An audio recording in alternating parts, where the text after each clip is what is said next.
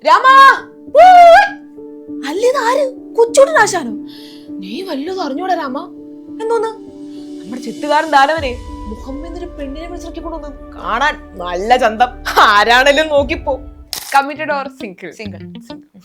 കാണാൻ പടം പിടിച്ച പോലെ. ഓക്കെ, അന്നമ്മയ്ക്ക് ഹസ്ബൻഡ് ആയിട്ട് അല്ലെങ്കിൽ ബോയ് ഫ്രണ്ട് ആയിട്ട് വരാനുള്ള ആളെ കുറിച്ചുള്ള സങ്കല്പം. ഓക്കെ ദൈവമേ പറയട്ടെ. അന്നമ്മ, നിന്റെ നായകനെ നിനക്കെന്നെ സെലക്ട് ചെയ്യാം. അങ്ങനെയാണെങ്കിൽ നായകൻ ആരായിരിക്കും? എന്റെ ദൈവമേ. ഓക്കെ നെസ്ലൻ ബേബി അല്ലെങ്കിൽ നെസ്ലൻ ബേബി. ഓൾറെഡി ഒത്തിരി പേർക്ക് ക്രഷാണ്. ഈ കൂട്ടത്തിലൊരു ക്രഷ് ഒക്കെ ഇരിക്കുന്നുണ്ട്. ഐഡന്റിഫൈ ഇന്റർവ്യൂ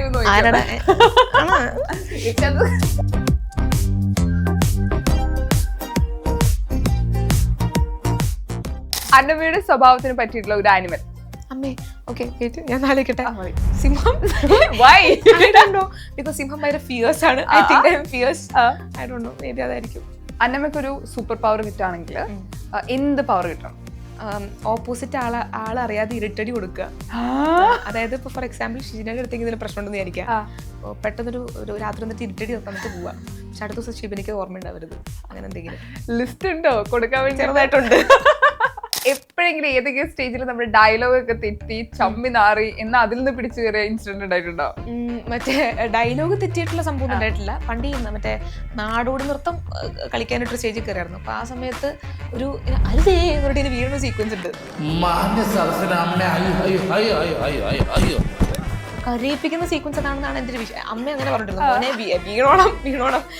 നാടോടി നൃത്തത്തിന് എങ്ങനെ പോലും ഒരു വീഴ്ച നിർബന്ധമാണല്ലോ. അപ്പൊ അതില് അരുതേ എന്നിട്ട് വീണ സീക്വൻസ് ഉണ്ട്. വീഴാൻ മറന്നുപോയി. എന്നിട്ട് അരുതേ എന്ന് പറഞ്ഞിട്ട് അങ്ങനെ തന്നെ നിന്നു. ഷിജനെ ആദ്യം ഉണ്ടല്ലോ ബീഫ് എന്താ ചെയ്യണ്ടേ? ബീഫ് ആദ്യം അങ്ങോട്ട് എടുക്കണം. എന്നിട്ട് ചെറിയ ചെറിയ കഷ്ണം, വലിയ കഷ്ണം ആക്കണോ? അപ്പൊ എന്താ ചെയ്യണ്ടേ? ചെറിയ കഷ്ണമായിട്ട് ഇങ്ങനെ അരിയ. പിന്നെന്താ ചെയ്യണ്ടേ? നല്ലോണം ഇത് അരിയണതിന് മുന്നേ ഉണ്ടല്ലോ ആദ്യം കഴുകണം എന്നൊരു സംഭവം ഉണ്ടല്ലോ. അത് ഓർത്തോ? ഇല്ലല്ലോ. അപ്പൊ ആദ്യം നല്ലോണം ഇട്ട് കഴുകിയിട്ട് അങ്ങോട്ട് വെക്കുക. നല്ല സ്മോൾ പീസായിട്ട് അങ്ങോട്ട് അരിയ. പിന്നെ സവാള എടുക്കണം. നോവാത്ത രീതിയിൽ ചെറുതായിട്ട് ഇങ്ങോട്ട് പൊളിച്ചിട്ട് അത് ചെറിയ കഷ്ണമായിട്ട് അരിയ. അത് മാറ്റി വെക്കണം. ഞാൻ ആക്ച്വലി ചൈൽഡ് ആർട്ടിസ്റ്റ് ആയിട്ടാണ് ഇൻഡസ്ട്രിയിലേക്ക് വരുന്നത്. 2-3 മൂവീസ് കഴിഞ്ഞപ്പം എൻ്റെ പപ്പ ഡയറക്ടറാണ്. അപ്പോൾ ഞാൻ ആക്ച്വലി +1 +2 പഠിക്കുന്ന സമയത്താണ് ലാൽ സാറിൻ്റെ മുന്തിരിവള്ളികൾ തടുക്കുമ്പോൾ എന്ന് പറഞ്ഞ മൂവിയിൽ ബിന്ദു പണിക്കർ മാമിൻ്റെ അത് ക്യാരക്ടർ റോളായിരുന്നു. ഞാൻ ഈ ഭാഗ്യം ലക്ക് ഫാക്ടറിനെ കുറിച്ച് പറഞ്ഞു. അപ്പം എൻ്റെ ഓപ്പോസിറ്റ് ഒരു ആർട്ടിസ്റ്റാണ്. ആൾ ഭയങ്കരമായിട്ട് വർക്ക്ഡപ്പ് ആയി. ഇല്ല എന്നാ hard work is like very very important. Hard work കൊണ്ട് നമുക്ക് എവിടെ എത്താം. Hard work is important. പക്ഷേ ഐ ഫീൽ ലൈക്ക് ഈ ഒരു ഇൻഡസ്ട്രിയിൽ ലക്കും ഇമ്പോർട്ടൻ്റ് ആണെന്ന് തോന്നുന്നു. I think so. ഇവിടെ ഇങ്ങനെ വെറുതെ ഇരിക്കാണ്ടെന്തെങ്കിലും പഠിക്കാൻ പോയാലോ എന്ന് ആലോചിക്കായിരുന്നു. മോളെ അതിനൊക്കെ പോയാൽ നിനക്ക് ഇപ്പോഴുള്ള ഫ്രീ ടൈമും കൂടി ഇല്ലാണ്ടാവേ. ഫ്രീ ആണോ? ഫ്രീ ആണെങ്കിലേ മോളെ തെങ്ങുമ്പോ കയറിയിട്ട് തേങ്ങ ഇട്ട് തരുമോ? ഫ്രീ ആവുമ്പോ മതി. മോളെ ഫ്രീ ടൈമിൽ ഇതൊക്കെ ചെയ്യാനാണോ ആഗ്രഹിച്ചത്? എന്നാ ഫോൺ എടുക്കൂ, എൻട്രി ആപ്പ് ഇൻസ്റ്റാൾ ചെയ്യൂ. ജീവിതത്തിന്റെ വിധി മാറാൻ ഒരു എൻട്രി മതി. ഹായ് ഹലോ നമസ്കാരം. സൈന സർപ്ലസിന്റെ എല്ലാ പ്രേക്ഷകർക്കും സ്വാഗതം. This is me Shijina Jose Prakash. ഇന്ന് എൻ്റെ കൂടെ ജോയിൻ ചെയ്യുന്നത്, എനിക്കറിയാം നിങ്ങൾക്ക് ഈ കുട്ടി ഒരുപാട് ഇഷ്ടമാണെന്ന്. സോഷ്യൽ മീഡിയയിലെ ഒരുപാട് ഫാൻസൊക്കെ ഇല്ല, വളരെ കുറച്ച് സമയം കൊണ്ട് തന്നെ ആളുകളുടെ മനസ്സ് കീഴടക്കിയ ഒരു കോണ്ടന്റ് ക്രിയേറ്റർ ആണ്. ഒരുപാട് സ്നേഹത്തോടെ സ്വാഗതം ചെയ്യുന്നു അന്ന, നമ്മുടെ സ്വന്തം Annamma. Hello, thank you for the അടിപൊളി ഇൻട്രൊഡക്ഷൻ. ഹലോ. എനിക്കൊന്നും നമുക്ക് പരിചയമില്ലെങ്കിലും അന്നമ്മ എന്ന് വിളിക്കാൻ ഭയങ്കര ഒരു ഇഷ്ടം തോന്നുന്നുണ്ട് ശരിക്കും കേട്ടോ. കോമൺ പേരായോണ്ടായിരിക്കാം. അന്നമ്മ, അന്നക്കൊച്ചെന്നൊക്കെയാണോ വിളിക്കാറുണ്ടായിരിക്കാം. എനിക്കൊന്ന് എന്റെ ഫ്രണ്ട് ലിസ്റ്റിൽ ആദ്യത്തെ മീൻസ് അങ്ങനെ ആരും അന്നമ്മ എന്ന് വിളിക്കാൻ ആരുമില്ല. അന്ന പറഞ്ഞൊരു ഫ്രണ്ട്സും ഇല്ല. ഞാൻ തന്നെ ആയിക്കോട്ടെ, അന്നമ്മ നല്ല തുടക്കം ആയിക്കോട്ടെ. ഞാൻ അന്നമ്മയുടെ ആദ്യത്തെ വീഡിയോ കാണുന്നത് ഈ 50,000 ഫോളോവേഴ്സ് ആവും, ഈ വർഷം തന്നെ 50,000 ഫോളോവേഴ്സ് ആവണം എന്ന് പറഞ്ഞിട്ടൊരു വീഡിയോ. അതിന്റെ വീഡിയോയുടെ എൻഡ് 1 ലക്ഷം അടിക്കണു, അത് കേക്ക് ഒക്കെ വാങ്ങി സെലിബ്രേറ്റ് ചെയ്യണു. ഇന്ന് 2 ലക്ഷത്തിന് മുകളിൽ ഫോളോവേഴ്സ് ഒക്കെ ആയിട്ട് ആ ഒരു സന്തോഷം ഇത്രയും ബിഗ് ആയിട്ട് മാറിക്കൊണ്ടിരിക്കുകയാണ്. ശരിക്കും എങ്ങനെയുണ്ടോ feel? Actually feeling very very wonderful. അതായത് കണ്ടന്റ് ക്രിയേഷൻ എന്നുള്ള സംഭവം അങ്ങനെ വിചാരിച്ച് സ്റ്റാർട്ട് ചെയ്തതല്ല. ഞാൻ ബേസിക്കലി ആർട്ടിസ്റ്റാണ്. അപ്പം ഞാൻ അതായത് നമ്മൾ വിചാരിക്കുന്ന രീതിയിൽ നമുക്ക് എപ്പോഴും പ്രൊജക്റ്റ് കിട്ടണമെന്നില്ലല്ലോ. അപ്പം എനിക്ക് തോന്നിയപ്പം ഒരു ഭൂരിപക്ഷം ആർട്ടിസ്റ്റുകളും ഈ പറഞ്ഞ കണ്ടന്റ് ക്രിയേഷനിലേക്ക് വന്നിട്ടുണ്ട്. കണ്ടന്റ് ക്രിയേഷൻ വഴി മൂവീസിലേക്ക് കയറുന്ന ഒരുപാട് ആർട്ടിസ്റ്റുകളുണ്ട്. സോ എനിക്ക് ആക്ച്വലി ഈ സ്ക്രിപ്റ്റ് എഴുതുക. ഇപ്പം മിക്ക ആൾക്കാരും പക്ക സ്ക്രിപ്റ്റ് ഒക്കെ എഴുതി സംഭവം പ്ലാൻ ചെയ്തിട്ടായിരിക്കും കണ്ടന്റ് ഉണ്ടാക്കുക. അതെ, എനിക്ക് അഭിനയിക്കാൻ ഇഷ്ടമാണ്, പക്ഷെ സ്ക്രിപ്റ്റ് ഉണ്ടാക്കുന്ന കാര്യത്തിൽ ഞാൻ അത്ര വലിയ അടിപൊളിയല്ലെന്ന് എനിക്ക് തോന്നിയോണ്ടാണ് ഞാൻ പിന്നെ ഈ സെൽഫി വീഡിയോസ് വെച്ചിട്ട് സ്റ്റാർട്ട് ചെയ്തത്. അപ്പം നമ്മൾ വിചാരിക്കുന്ന രീതിയിൽ എപ്പോഴും നമുക്ക് പ്രൊജക്ട്സ് കിട്ടണമെന്നോ മ്യൂസിക് വീഡിയോസ് അല്ലെങ്കിൽ സിനിമകൾ അങ്ങനെ കിട്ടണമെന്നില്ലല്ലോ. നമ്മൾ വിചാരിക്കുന്ന ക്യാരക്ടേഴ്സ് കിട്ടണമെന്നില്ല. അപ്പൊ ആ ഒരു സന്ദർഭത്തിലാണ് ഞാൻ ഈ പരിപാടിയിലേക്ക് തിരിഞ്ഞത്. അപ്പൊ എനിക്ക് ഫോളോവേഴ്സ് ഇത്രയും വേണം അങ്ങനെ ഭയങ്കര അതിന് വേണ്ടിയിട്ട് അത്ര ഭയങ്കര ആഗ്രഹമൊന്നുമില്ല. പക്ഷെ I always used to think videos എടുത്തു തുടങ്ങിയ സമയത്ത് ഇടയ്ക്ക് ഞാൻ ആലോചിക്കുമായിരുന്നു, ലൈക്ക് ഡോണ്ട് ഐ ഡിസേർവ് അത്യാവശ്യം ഇത്രയും ഫോളോവേഴ്സ് എന്ന് വിചാരിച്ചിട്ടുള്ള കാലഘട്ടം ഉണ്ടായിരുന്നു. അപ്പൊ ആ സമയത്ത് ഒരു ദിവസം 12:30 1 മണിക്ക് എങ്ങാണ്ട് വെറുതെ ഐ വാസ് ലൈക്ക് ഭയങ്കര ഫ്രസ്ട്രേറ്റഡ് എന്നല്ല, അതിങ്ങനെ നമ്മൾ സ്പൈറൽ ഇത് ആലോചിക്കല്ലോ. യൂഷ്വലി ആൾക്കാർക്ക് ഈ ഒരു വെളുപ്പിന് ഒരു 1 മണി 2 ബോധോദയം ഉണ്ടാവുമല്ലോ. നമ്മൾ ഭയങ്കരമായിട്ട് ഓവർ തിങ്കിലോ, എങ്ങോട്ടേക്കാണ് ഈ ജീവിതം പോകുന്നത്, എവിടേക്കാണ് ഈ പോകുന്നത്, ശരിയാവണമെന്നില്ല. നമ്മള് പണ്ട് ചെയ്ത മിസ്റ്റേക്സ് ഓർത്ത് നമ്മള് അപ്പൊ ആ സമയത്ത് ഞാൻ ഇതുപോലെ പെട്ടെന്ന് എടുത്ത video like don't I deserve at least ഒരു 50,000 ഫോളോവേഴ്സ്. ഞാൻ സത്യം പറഞ്ഞാൽ അത്ര ഫോളോവേഴ്സിൽ അത്ര ഫോക്കസ്ഡ് ആയിട്ട് ചിന്തിക്കുന്ന ഒരാളല്ല, പക്ഷെ പെട്ടെന്നൊരു ഇതില് എനിക്ക് എന്താ തോന്നിപ്പോണ്ട് എടുത്ത വീഡിയോയാ. അപ്പൊ now I M feeling happy. Like ഇതുവരെ ആൾക്കാർക്ക് റിലേറ്റ് ചെയ്യാൻ പറ്റുന്ന വീഡിയോസ് എടുക്കാൻ പറ്റുന്നുണ്ടെന്നുള്ളത് ഒരു നല്ലൊരു ഇതുവരെ വലിയ കുഴപ്പമില്ല. ഇപ്പൊ സിനിമ ആഗ്രഹിക്കുന്ന ഒത്തിരി പേരുണ്ട്. എനിക്ക് തോന്നുന്നു അന്നെ ഓൾറെഡി സിനിമ ഭയങ്കര ഇഷ്ടപ്പെടുന്ന ഒരാളാണ്. അതും നല്ല ക്യാരക്ടേഴ്സ് മലയാള സിനിമയിൽ ചെയ്യണമെന്ന് ആഗ്രഹിക്കുന്ന ഒരാളാണ്. ഇപ്പൊ സിനിമ സ്വപ്നം കാണുന്ന ആൾക്കാര് ഇപ്പം ഒത്തിരി ഡയറക്ടേഴ്സിനെ കോണ്ടാക്ട് ചെയ്യും. അതിനു വേണ്ടിയിട്ടുള്ള പുറകെ ഒരുപാട് വർഷം നടക്കാറുണ്ട്.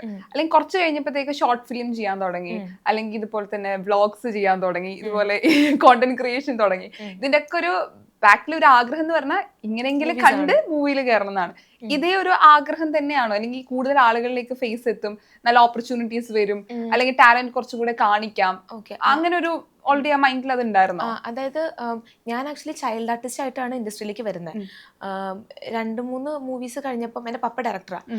അപ്പോൾ ഞാൻ ആക്ച്വലി +1 +2 പഠിക്കുന്ന സമയത്താണ് ലാൽ സാറിന്റെ മുന്തിരിവള്ളികൾ തടുക്കുമ്പോൾ എന്ന് പറഞ്ഞ മൂവിയിൽ ബിന്ദു പണിക്കർ മാമിന്റെ അത് ക്യാരക്ടർ റോളായിരുന്നു. അപ്പം ലൈക്ക് ചൈൽഡ്ഹുഡ് ടീനേജ് ആ ഒരു സമയം വരെ ഞാൻ ലൈക്ക് ഈ ഒരു ഇൻഡസ്ട്രിയിൽ അത്യാവശ്യം ഇൻവോൾവ് ആയിരുന്നു. പക്ഷെ ആഫ്റ്റർ ലൈക്ക് ഒരു +1 +2 കഴിഞ്ഞ് ഡിഗ്രി കയറി കഴിഞ്ഞ സമയത്ത് ഷോർട്ട് ഫിലിം ഒക്കെ ചെയ്യുന്നുണ്ട്. ഞാൻ ചൈൽഡ് ആർട്ടിസ്റ്റ് ആയിട്ട് ആ ടൈമിൽ വന്നെങ്കിൽ പോലും എനിക്ക് അങ്ങനെ മൂവീസ് ചെയ്യാൻ അത്ര വലിയ ആഗ്രഹമൊന്നും ഉണ്ടായിരുന്നില്ല. പക്ഷെ പിന്നെ ഇൻഡസ്ട്രി ആയിട്ട് ഭയങ്കരമായിട്ട് ഇടപഴകി എനിക്ക് ഭയങ്കരമായിട്ട് ഇഷ്ടപ്പെട്ടു. പിന്നെ ഞാൻ കുറച്ചുകൂടെ തിയേറ്റർ ആയിട്ടുള്ള സംഭവത്തിലേക്ക് ഇൻവോൾവ് ആയി. അങ്ങനെ തിയേറ്റർ പരിപാടിയിലേക്ക് ഇൻവോൾവ് ആയി കഴിഞ്ഞപ്പോൾ എനിക്ക് അഭിനയം വരെ ഇഷ്ടപ്പെട്ടു തുടങ്ങി. പിന്നെ ഓഡീഷൻസ് ഒക്കെ കൊടുക്കാറുണ്ടായിരുന്നു, ഇപ്പോഴും കൊടുക്കുന്നുണ്ട്, അതിന് കുറവൊന്നുമില്ല.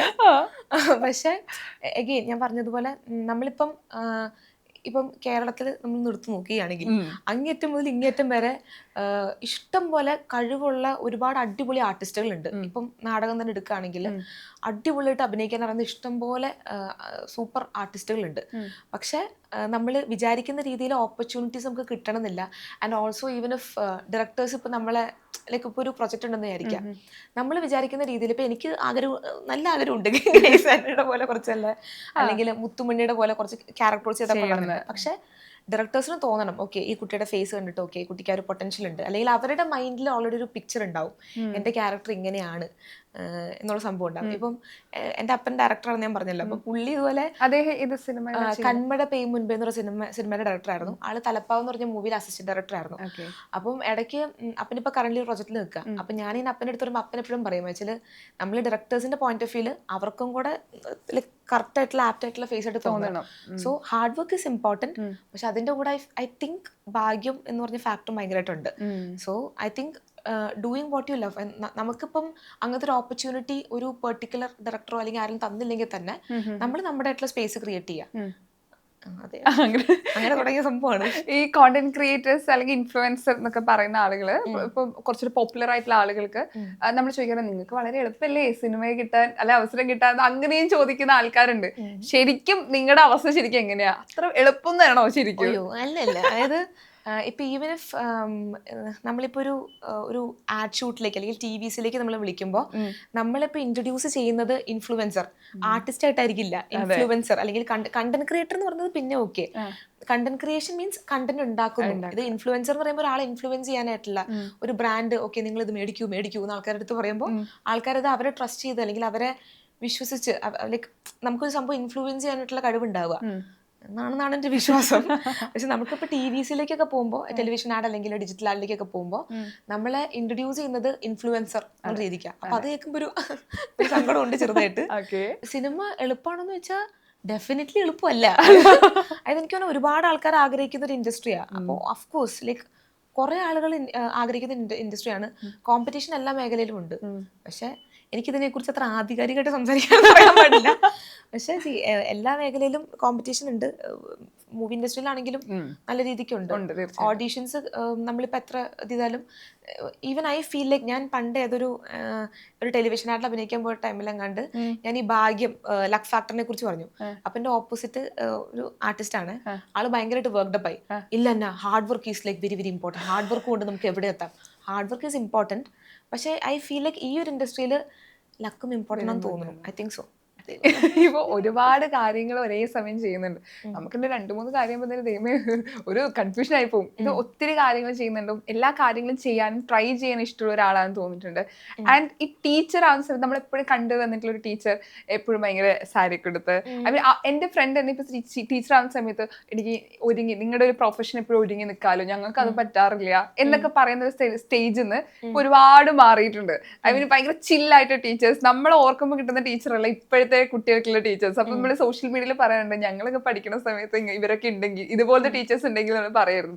ശരിക്കും അന്ന എന്ന് പറയുന്ന ടീച്ചർ എങ്ങനെയാ ശരിക്കും? എന്റെ പിള്ളേരൊക്കെ ഇന്റർവ്യൂ ആയിരിക്കും. ഹലോ, അവരെന്തായാലും കമന്റ് ചെയ്യണം, സത്യമാണോ പറയണത്? അതായത് ഇപ്പം ഷിജിന പറഞ്ഞല്ലോ, അതായത് എന്താ നമ്മുടെ കാലഘട്ടത്തിലുള്ള ടീച്ചേഴ്സ് എങ്ങനെയായിരുന്നെങ്കിൽ, എനിക്ക് ശരിക്കും പറഞ്ഞാൽ എൻ്റെ DM കുറച്ച് ആൾക്കാർ അങ്ങനെ ചെയ്യാറുണ്ട്, മെസ്സേജ് ചെയ്യാറുണ്ട്. നമ്മളൊക്കെ പഠിക്കണ സമയത്ത് കണ്ട, ഞാൻ പറയാൻ പോവാണ്, എനിക്കറിയില്ല, കോൺട്രവേഴ്ഷ്യൽ ആയിക്കായിട്ടുണ്ടോ, നമ്മൾ പഠിക്കണ സമയത്ത് കണ്ട തങ്കമ്പയും ഏലമ്മ ടീച്ചറൊക്കെ ആയിരുന്നു എന്നൊക്കെ. എനിക്കത് കേൾക്കുമ്പോൾ എന്തോ വിഷമം എന്നല്ല, അതായത് ഇപ്പം ഈ പറഞ്ഞ തങ്കമ്മ ടീച്ചറും ഈ പറഞ്ഞ ഏലമ്മ ടീച്ചറൊക്കെ യൂത്ത് കഴിഞ്ഞിട്ട് തന്നെയാണ് വന്നേക്കുന്നത്. അവരും ഇന്റേൺ ടീച്ചറായിട്ട് വർക്ക് ചെയ്ത് അവരുടെ ഒരു യൗവനത്തിലും ടീച്ചിങ് പ്രൊഫഷൻ വന്നിട്ടാണ് അവർ ഈ ഒരു ഏജ്. ഇപ്പം ഞാൻ പ്രായമായിട്ട് ടീച്ചറായി കഴിഞ്ഞാൽ എന്നെ അന്നമ്മ ടീച്ചർ എന്ന് പറഞ്ഞിട്ട് വിളിക്കുമായിരിക്കും.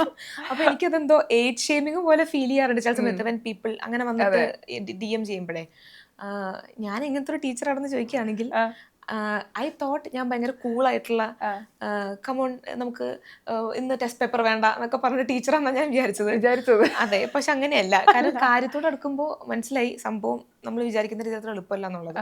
ഞാൻ ശരിക്കും വിചാരിച്ചത് പിള്ളേരുടെ അടുത്ത് ഭയങ്കര ചില്ലായിട്ട് ഇന്ന് പഠിച്ചില്ലെങ്കിലും കുഴപ്പമില്ല, ഇറ്റ്സ് ഓക്കെ എന്നൊക്കെ പറഞ്ഞ ടീച്ചറാവുന്ന. പക്ഷെ ഇപ്പത്തെ കാലത്തെ പിള്ളേർ അങ്ങനെയൊന്നും അല്ല. നമ്മള് 18 അടവും പ്രയോഗിച്ചാലാണ് പിള്ളേർ പഠിക്കുകയുള്ളൂ. അപ്പൊ അത് കാരണം I don't think I'm a cool teacher. I thought I would be a cool teacher, പക്ഷെ അല്ല. അമ്മ ഒരു ടീച്ചറായിരുന്നു. അമ്മ ടീച്ചറാണ്. അപ്പൊ ഓൾറെഡി 2 ടീച്ചേഴ്സിൽ ഒരു വേരിയേഷൻ മനസ്സിലാവില്ലേ? പക്ഷെ അമ്മ ഭയങ്കര കൂൾ ടീച്ചറാണ്. She's A very cool teacher. അമ്മ ഭയങ്കര അങ്ങനെ ഒരു എന്താ പറയാ സ്ട്രിക്റ്റ് ആയിട്ടുള്ള ടീച്ചറൊന്നും അല്ല. ഞാൻ കൂൾ ടീച്ചർ ആണെന്ന് വെച്ചാൽ ഐ ഡോണ്ട് തിങ്ക് സോ. എന്റെ ഒരു പെർസ്പെക്റ്റീവിൽ അല്ലെന്ന് തോന്നുന്നു. നമുക്കിപ്പോ ഒരു പിക്ചർ ഉണ്ടാവുമല്ലോ ഒരു കൂൾ ടീച്ചർ എങ്ങനെയായിരിക്കണം എന്നുള്ളത്. ആ ഒരു നിഗമനത്തിൽ ഞാൻ അല്ലെന്ന് തോന്നുന്നു. കാരണം പിള്ളേരെ ഞാൻ കഴിഞ്ഞ ദിവസം ഒരു നോട്ട് കംപ്ലീറ്റ് ചെയ്തതിന് പിള്ളേരെ വഴക്ക് പറഞ്ഞിട്ടുണ്ടായിരുന്നു. കാരണം നമ്മള് ഒരു 3 പ്രാവശ്യം നമുക്കൊരു സാച്ചുറേഷൻ പോയിന്റ് ഇല്ല പറയണേന്. ആദ്യം മക്കളെ നോട്ട് കംപ്ലീറ്റ് ചെയ്യാൻ മക്കളെ, പിന്നെ പ്രാന്തോ നോട്ട് കംപ്ലീറ്റ് ചെയ്യുന്ന പറയേണ്ട അവസ്ഥ. എവിടെയാണോ നോട്ട് ഭയങ്കര ഇതാ. എനിക്ക് പറഞ്ഞാൽ ഐശ്വര്യലക്ഷ്മിയുടെ ഒരു സിനിമ ഉണ്ടല്ലോ, ആള് ടീച്ചറായിട്ട് ആ ഒരു അവസ്ഥ ഏകദേശം. എന്നുവെച്ചാൽ നമ്മൾ ആദ്യം മോനെ നോട്ട് കംപ്ലീറ്റ് ചെയ്യടാന്ന് പറയും, പിന്നെ നമുക്ക് ദേഷ്യം വന്നിട്ട് നമ്മള് വഴക്ക് പറഞ്ഞു പോകും. ഒരു റാപ്പിഡ് ഫയറിലേക്ക് പോയാലോ? പടപടാ ചോദിക്കും, പടപടാ ആൻസർ പറയണം. ഓക്കെ. അന്നമ്മയുടെ full name? Anna Susan Roy. Okay. Age? 24. Okay. 25. August മാസമാണ് 25 ആയത്. ചെറുതായിട്ട് 25 ഞങ്ങൾക്ക് മറന്നുപോയി ഇതൊക്കെ. ഓക്കെ. 25. ഓക്കെ. അന്നമ്മയുടെ സ്വഭാവത്തിന് പറ്റിയിട്ടുള്ള ഒരു ആനിമൽ? അമ്മേ ഓക്കെ വെയിറ്റ്, ഞാൻ ആലോചിക്കട്ടെ. ആനിമലോ? ഞാൻ ആലോചിക്കട്ടെ, വെയിറ്റ്. I don't know. സിംഹം. Why? I don't know. Because സിംഹം ഭയങ്കര ഫിയേഴ്സ് ആണ്. I think I am fierce.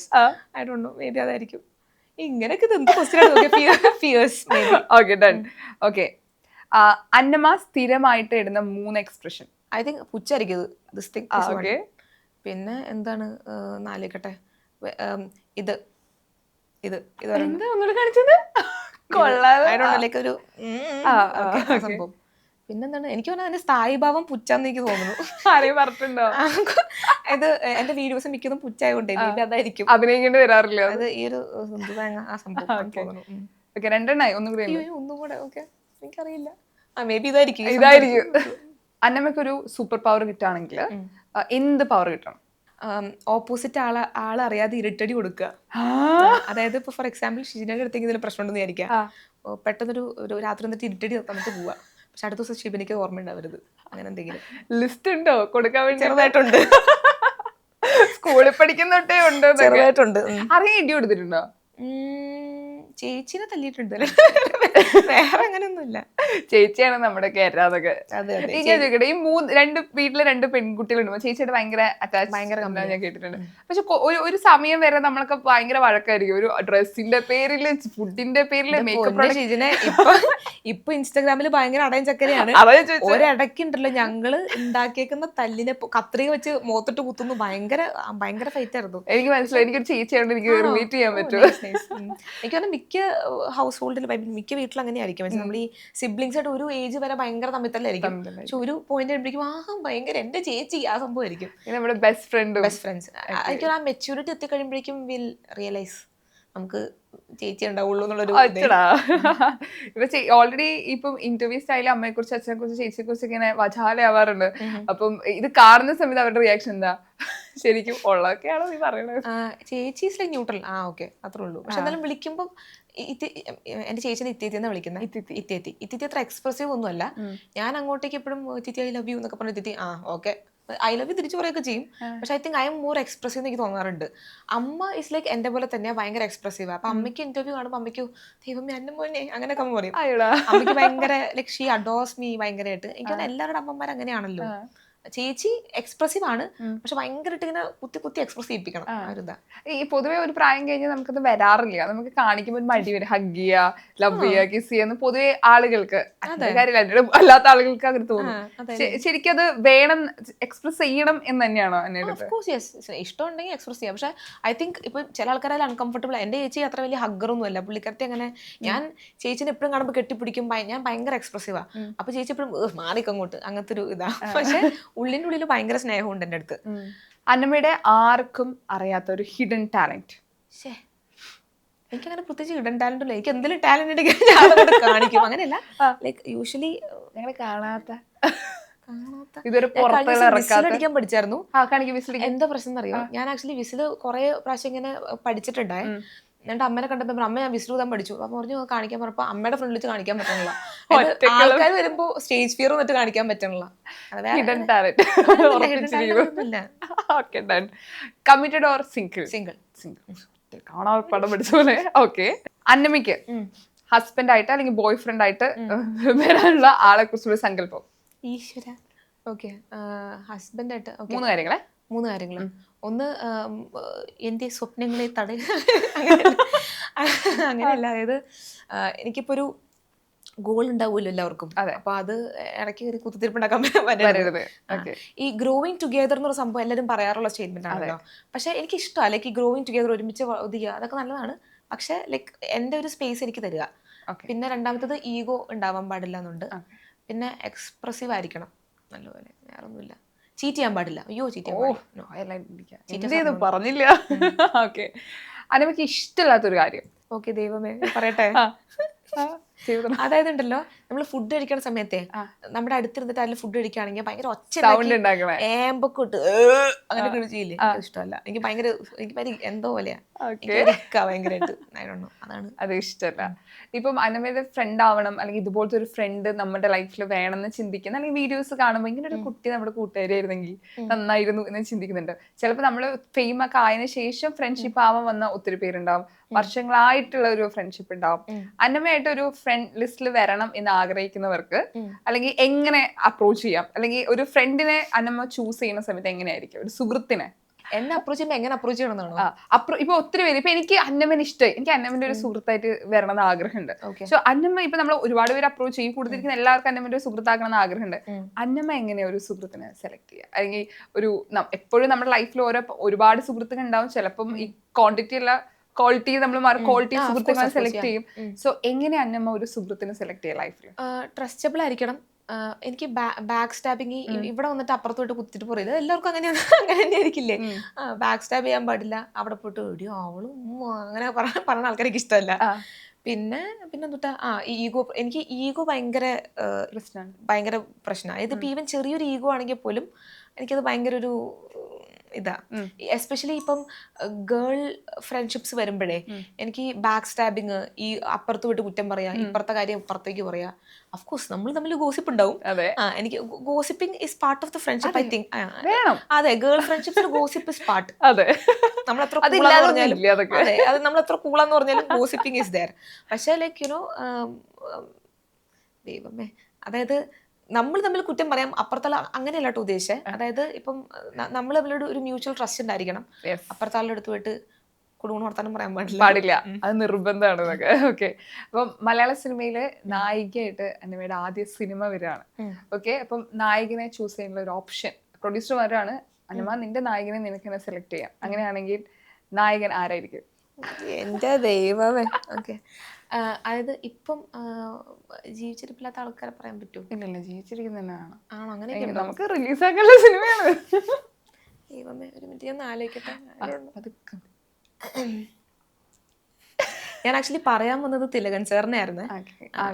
എനിക്ക് തിലകൻ സാറായിട്ട് ഓക്കെ, എനിക്ക് എനിക്ക് എൻ്റെ favourite artist Thilakan Sarah.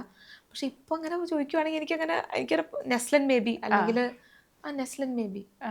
Okay, Naslen ഉറപ്പിച്ചിരിക്കുന്നു ഞങ്ങൾ. ഈ പണ്ട് കാണിച്ച എന്തെങ്കിലും ഒരു ആക്ടിങ്, കഥാപ്രസംഗത്തിലെ ഡയലോഗ് മതിയോ? രാമൻ എന്ന് പറഞ്ഞൊരു ക്യാരക്ടർ ഉണ്ട്. അപ്പം ഒരു ചെറിയൊരു ഗ്രാമം, ആ ഗ്രാമത്തില് ചെത്തുകാരൻ ധാനവൻ എന്ന് പറഞ്ഞൊരു ആള് കൊച്ചുതങ്ക എന്ന് പറയുന്ന ഒരു പുലയ സമുദായത്തിലൊരു സ്ത്രീയെ കല്യാണം കഴിച്ചുകൊണ്ട് വരുവാണ്. അപ്പൊ എങ്ങനെ പോയാലും ഒരു എന്താ പറയാ ഒളിച്ചോട്ടം സംഭവം നാട്ടിൽ നടക്കുമ്പോൾ ഒരു സംസാരം ഉണ്ടാവുമല്ലോ, മറ്റേ അവള് അങ്ങനെ ഉണ്ടാവുമല്ലോ. അപ്പോൾ രാമനും അതുപോലെ അവിടുത്തെ ഒരു എന്താണ് ഒരു പണ്ട് ചെയ്താട്ടോ, എനിക്ക് അത്ര ഓർമ്മയൊന്നുമില്ല. രാമനും പിന്നെ അതുപോലെ രാമന്റെ മകൻ അനഘാശയൻ, രാമൻ അനഘാശയൻ നടന്നു പോകുന്നു. അപ്പോൾ ആ നാട്ടിലൊരു പുള്ളിക്കാരൻ വന്നിട്ട് രാമന്റെ അടുത്തിന് ഗോസിപ്പ് പറയുന്ന കേട്ടോ, ചെത്തുകാരൻ ധാനവൻ ഇങ്ങനെ കൊച്ചുതങ്ക എന്ന് പറഞ്ഞൊരു പെങ്കൊച്ചിനെ വിളിച്ചുകൊണ്ട് വന്നിട്ടുണ്ട്, കാണാൻ ഭയങ്കര സൂപ്പറാണ് എന്നൊക്കെ പറഞ്ഞ സീക്വൻസാ. കുറച്ച് ഡ്രമാറ്റിക് ആണ് ഇത്, ഭയങ്കര കഥ വേണ്ടേ, ഭയങ്കര ഡ്രമാറ്റിക് ആട്ടോ ഇത്, അഭിനയിക്കുന്നൊക്കെ ഭയങ്കര ഇതാണ്. ഓക്കെ, രാമാ അല്ലേത് ആര്? കൊച്ചോട്ട് നാശാനോ? നീ വല്ലതും അറിഞ്ഞൂടാ രാമ? എന്തോന്ന്? നമ്മുടെ ചെത്തുകാരൻ ധാനവനെ മുഹമ്മദ് പെണ്ണിനെ വിളിച്ചിറക്കിക്കൊണ്ട് വന്നേക്കുന്നു, കാണാൻ നല്ല ചന്തം, ആരാണേലും നോക്കിപ്പോ. കൊച്ചോട്ട് നാശം നോക്കുമ്പോൾ രാമന്റെ മകൻ അനഘാശയൻ വായും പൊളിച്ച് മുഖത്തേക്ക് നോക്കിക്കുന്നു. എന്തോന്നാടാ വാ പൊളിച്ച് മുഖത്തേക്ക് നോക്കിക്കുന്നു? പോടാ, നീ ഒന്നും കേക്കണ്ട, പോ. അനഘാശയൻ വായ അടച്ച് നടന്നുപോയി. മതിയോ? ഓ, പണ്ട് ഏതാണ്ട് ഓർമ്മയൊന്നും ഓർത്തിച്ചിരിക്കുന്നു. ഒരു 3 വർഷം സംതിങ് ഡിഗ്രി പഠിക്കുമ്പോ ചെയ്തതാ. ഓക്കേ, ഇപ്പൊ ഓൾറെഡി ഇപ്പൊ വീഡിയോസ് കാണുമ്പോ അല്ലെങ്കിൽ കഴിഞ്ഞ ഇന്റർവ്യൂലും ഇതുപോലത്തെ ഒരു കാര്യം ചെയ്തിട്ടുണ്ടായിരുന്നു. എന്തെങ്കിലും ഈ ഓഫേഴ്സ് വന്നോ സിനിമയിൽ നിന്ന്? മറ്റേ വന്നിട്ടുണ്ടായിരുന്നു, പക്ഷെ ഈ പറഞ്ഞതുപോലെ ഇപ്പൊ കറന്റ്ലി ഇത് ചെയ്തോണ്ടിരിക്കുകയാണല്ലോ. അപ്പൊ അത് കാരണം എനിക്ക് ഒക്ടോബറിലാണ് ആക്ച്വലി ഇന്റേൺഷിപ്പ് കഴിയുന്നത്. അത് കഴിയുമ്പോൾ ഞാൻ ഫ്രീ ആവും. അപ്പൊ അതുവരെ ആണ് ആരാധകരെ ശാന്തര അല്ല അങ്ങനെയല്ല, ഓഫേഴ്സ് വന്നിട്ടുണ്ടായിരുന്നു. പക്ഷെ ഇപ്പൊ ഈ ഒരു സംഭവം നടക്കുന്നതുകൊണ്ട് എനിക്ക് അത് വിട്ട് പോരാൻ പറ്റില്ല. അത് കാരണം രണ്ടും കൂടെ മാനേജ് ചെയ്ത് പോകുന്ന കാര്യമാണെങ്കിൽ. ഓക്കെ, ഇപ്പൊ അവസരങ്ങൾ ചോദിക്കാൻ മടിക്കുന്ന ആളാണോ? ശരിക്കും അങ്ങോട്ട് ഒരു അവസരമൊക്കെ ചോദിക്കാറുണ്ടോ? അങ്ങനെ ചോദിച്ചാൽ എനിക്ക് മടിയെന്നല്ല, എനിക്കെന്തോ അങ്ങോട്ടേക്ക് എന്നിട്ട് സാർ ഒരു ചാൻസ് സാർ, എനിക്ക് അങ്ങനെ എന്തോ ആയിട്ടുണ്ടോ. മാത്രമല്ല ഇപ്പം പുറത്ത് ഇപ്പൊ നമ്മള് ഒരു രജിസ്റ്റേർഡ് ആയിട്ടുള്ള ആർട്ടിസ്റ്റിനെ കാണുവാണെങ്കിൽ മേ ബി ആയിട്ടുണ്ടോ അങ്ങോട്ടേക്ക് ചെന്ന് ഈ ഒരു കാര്യത്തിൽ ഞാനൊരു ഇൻട്രോവേർട്ട് ആണെന്ന് തോന്നുന്നു. അതായത് എനിക്ക് അങ്ങോട്ടേക്ക് ചെന്ന് ആയിട്ടുണ്ടോ, എനിക്ക് ആ ഒരു ത്രിഷോൾഡ് കഴിഞ്ഞ് ഞാൻ ഭയങ്കര സെറ്റാണ്, ഞാൻ ഭയങ്കര സംസാരിക്കാറൊക്കെ ഉണ്ട്. പക്ഷെ എനിക്ക് ആയിട്ടുണ്ടോ അങ്ങോട്ടേക്ക് ചെന്ന് സംസാരിക്കാനായിട്ടുള്ള ഒരു ചെറിയൊരു ബാരിയർ ഉണ്ട്. അത് കഴിഞ്ഞാൽ I be fine. Okay, cooking ഒത്തിരി ഇഷ്ടമുള്ള ആളാണെന്ന് എനിക്ക് തോന്നുന്നു. കുറെ വെറൈറ്റി ഫുഡൊക്കെ ഉണ്ടാക്കും. ശരിക്കും കോതമംഗലത്തെ ഒരു ഫേവറേറ്റ് ഒരു സ്പെഷ്യൽ ഫുഡ് ഏതാ? ശരിക്കും പറഞ്ഞിട്ടുണ്ടല്ലോ, കോതമംഗലത്ത് അങ്ങനെ സ്പെഷ്യൽ ഫുഡ് എന്ന് പറയാനായിട്ട് മെയിനായിട്ടും പിടിയും കോഴി അല്ല പിടിയും കോഴി അത് തന്നെ പിടിയും കോഴിയാണ് കോതമംഗലത്തിന്റെ മെയിൻ ഐറ്റം എന്നാണ് പറയാറുള്ളത്.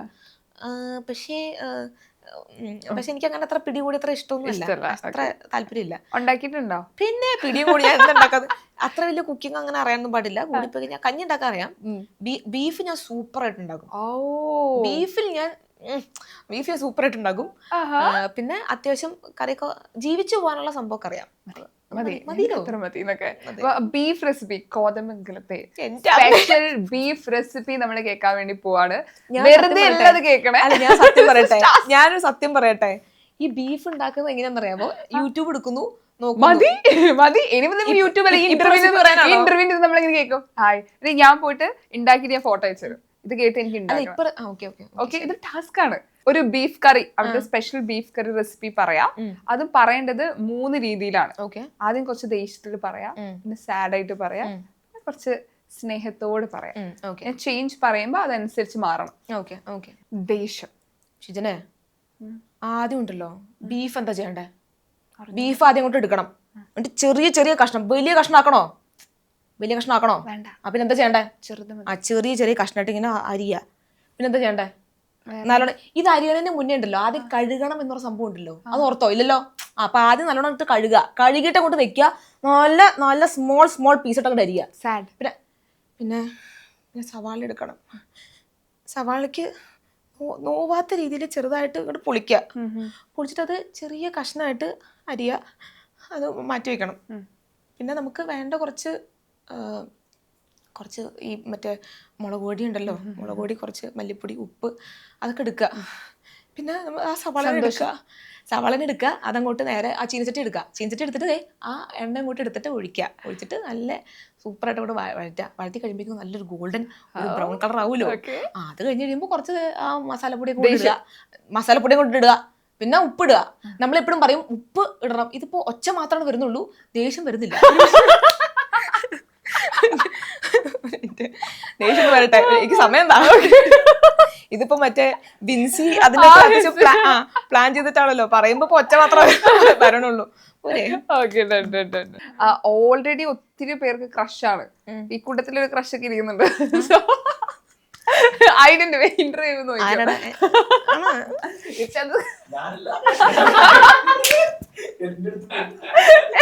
ഓക്കെ. ആ സമയത്ത് ഇപ്പൊ ഒരുപാട് പേര് പ്രപ്പോസ് ചെയ്യാൻ വെയിറ്റ് ചെയ്യുന്നുണ്ട്. ഓൾറെഡി പ്രപ്പോസൽ കിട്ടുന്നില്ലേ? ഇല്ലാന്ന് പറയരുത് കേട്ടോ. ഉണ്ട് പക്ഷെ ചെറുതായിട്ടൊക്കെ പ്രപ്പോസൽ കിട്ടുന്നുണ്ട്, DM വരാറുണ്ട്. ഓക്കെ. ചേട്ടൻ എന്തായാലും പണി കിട്ടുമോ നോക്കാനാ പറയുന്നത്. ഇനി ആവശ്യമില്ലാത്ത പരിപാടിക്കൊന്നും പോകില്ലേ? ഒരു ഐഡിയ കിട്ടിയാ മതി. എന്താ ഐഡിയ? ആലോചിച്ചോണ്ടിരിക്കുവല്ലേ. ഐഡിയ ഉരുളങ്ങനെ കിട്ടി. അളിയാ നീ ടെൻഷൻ അടിക്കില്ലേ, ഞാൻ പോയി ഐഡിയ കൊണ്ടുവരാം. ഹലോ, ഇനിയും ഐഡിയ കാത്തിരുന്നിട്ട് കാര്യമുണ്ടോ എന്ന് തോന്നുന്നുണ്ടോ? എന്നാ ഫോൺ എടുക്കൂ, എൻട്രി ആപ്പ് ഇൻസ്റ്റാൾ ചെയ്യൂ. ജീവിതത്തിന്റെ ഗതി മാറാൻ ഒരു എൻട്രി മതി.